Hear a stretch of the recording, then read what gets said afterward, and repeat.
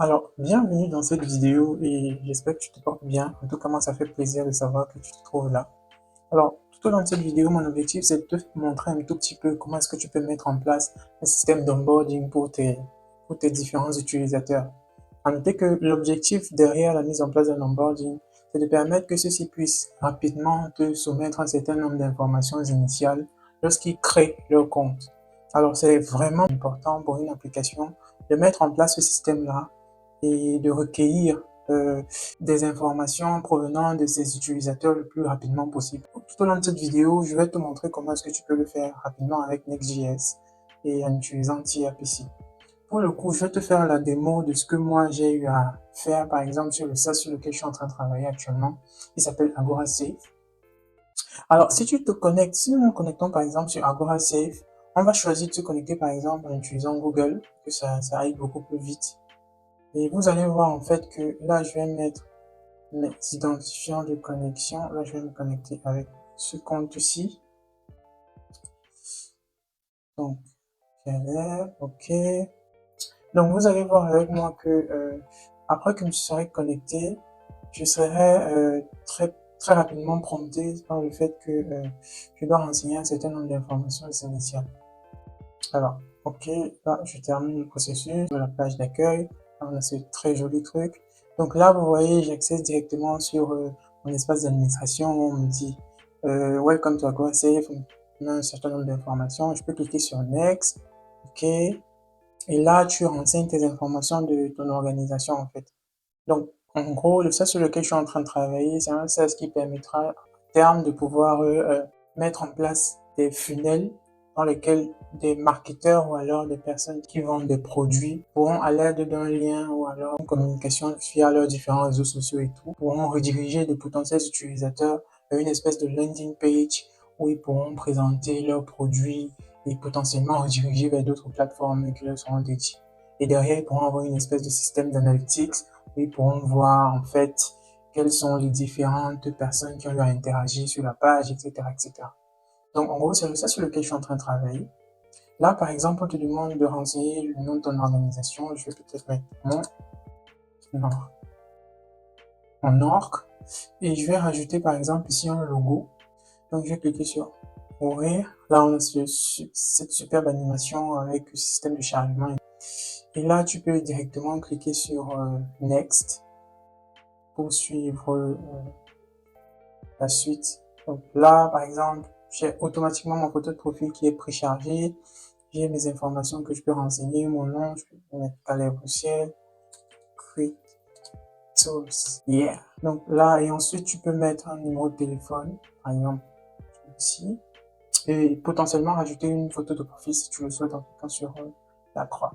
Donc là, on va aller très rapidement, ok, et on me dit, vous êtes prêt, Caleb, accéder au tableau de bord, ok, tu cliques sur, d'accord, là c'est bon.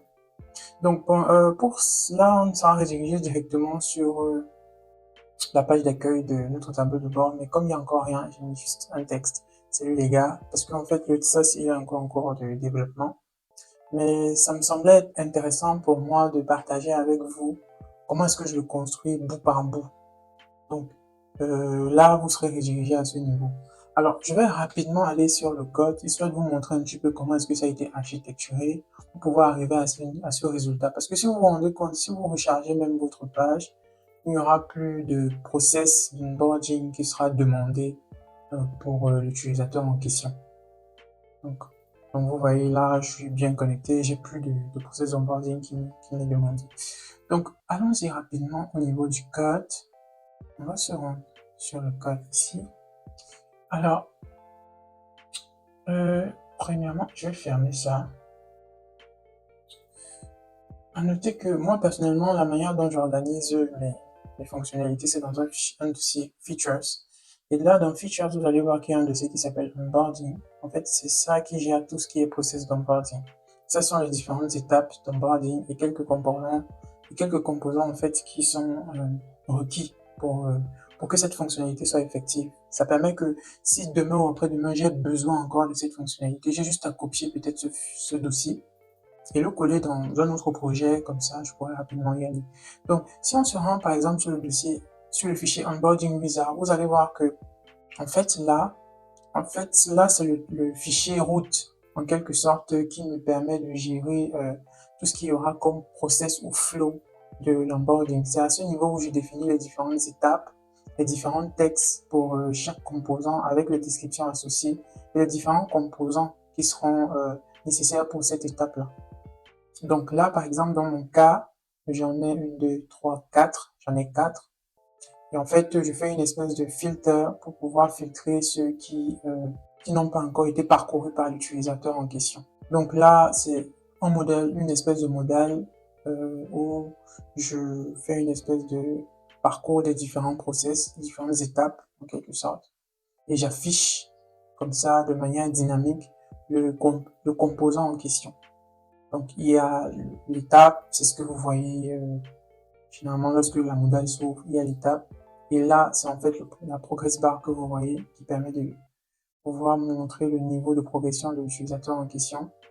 Et si jamais même vous rechargez la page et qu'il vous manque encore des étapes, c'est cette logique, c'est ce qui permet de faire en sorte que j'affiche uniquement l'étape et le composant s'il n'y a qu'une seule étape qui reste. Et en fait, c'est pas mal de logique. Il faudra me dire en commentaire si jamais ça vous intéresse que j'entre beaucoup plus en profondeur là-dessus. Ça pourra peut-être faire l'objet d'une autre vidéo. Je pourrais revenir là-dessus beaucoup plus en profondeur. Donc, si vous allez sur Use Required Onboarding Step, par exemple, vous allez voir ici que là, je check utilisateur connecté. S'il n'y a pas d'utilisateur connecté, je renvoie une liste vide. Les onboarding steps, en gros, c'est un tableau d'énumération. Donc, là, vous allez voir une espèce d'énumération qui est gérée par une espèce de clé valeur où la valeur, c'est un nombre. Donc là, je fais un parcours, je filtre, sachant qu'il est déjà connecté, on a l'utilisateur connecté. Et j'affiche uniquement les onboarding states qui sont disponibles pour lui.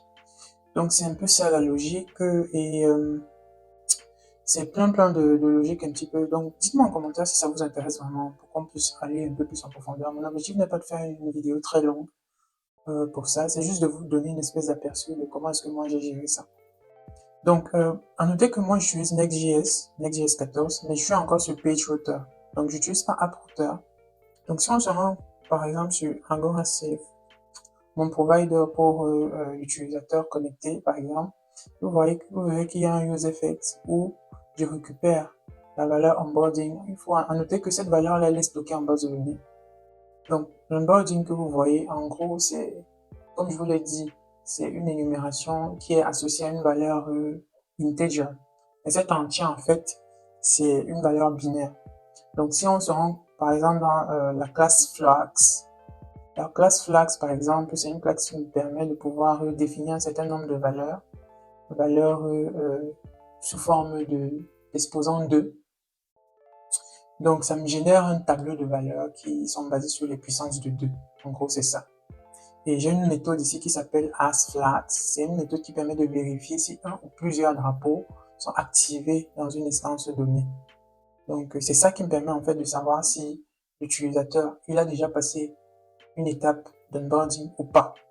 C'est exactement cette logique-là qui est implémentée ici. Donc là, je fais un petit peu de logique. Hein. Si l'onboarding est undefined, je fais un petit peu de logique, etc. Et je check s'il devrait être on board ou pas.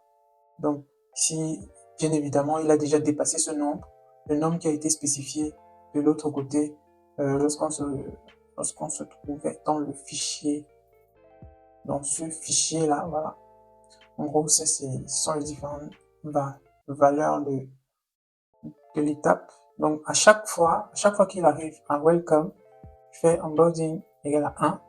Lorsqu'il arrive à organization, je fais onboarding égale à welcome plus la valeur de organization, ça va me faire 3. Pareil, s'il arrive à profile, ainsi de suite, ça va me faire 3 plus 4, etc., etc. Donc, c'est un peu comme ça que je fais ce calcul-là et je le fais directement avec la classe flag, comme je vous ai montré ici. Ça me permet aisément de pouvoir gérer ça.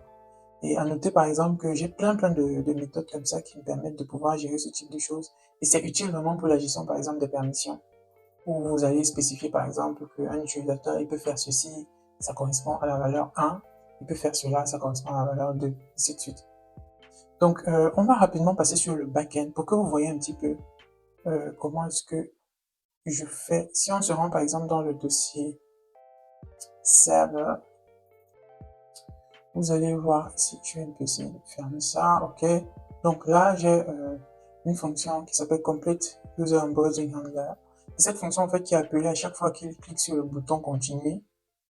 Et ici, je fais un switch case en fonction des étapes. Donc, je passe à chaque fois l'étape.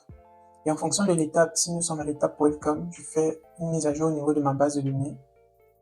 Donc, je fais un User Update et je fais un update de l'onboarding, la valeur onboarding qui est stockée en base de données. Pareil, s'il est à l'étape des informations de l'organisation, je mets à jour sa valeur onboarding et je mets à jour également les informations de l'organisation, etc. Donc c'est pareil, c'est assez simple, trivial. Donc en gros, c'est tout, hein. C'est comme ça que c'est architecturé. Si vous vous rendez par exemple sur route, par exemple, voilà. On va aller sur le user router. Vous allez voir que en fait j'ai créé une espèce de route qui va s'appeler Complete Onboarding Step. Pour ceux qui ne savent pas ce que c'est que TRPC, TRPC c'est tout simplement une alternative pardon, TypeSafe qui te permet d'avoir à la fois de TypeScript côté back et côté front. Et ça utilise en fait l'API REST. Donc, par exemple ici, c'est cette notation aussi que j'appelle à chaque fois. Ouais, ça prend cette notation api.user.complete onboarding step.use notation. Donc, et lorsque c'est un success, je fais un refresh current, etc., etc. Donc, dites-moi en commentaire si ça vous intéresse que j'aille beaucoup plus en profondeur là-dessus. Et pourquoi pas qu'on puisse coder ensemble ce système. Donc, c'était tout pour cette vidéo et ciao!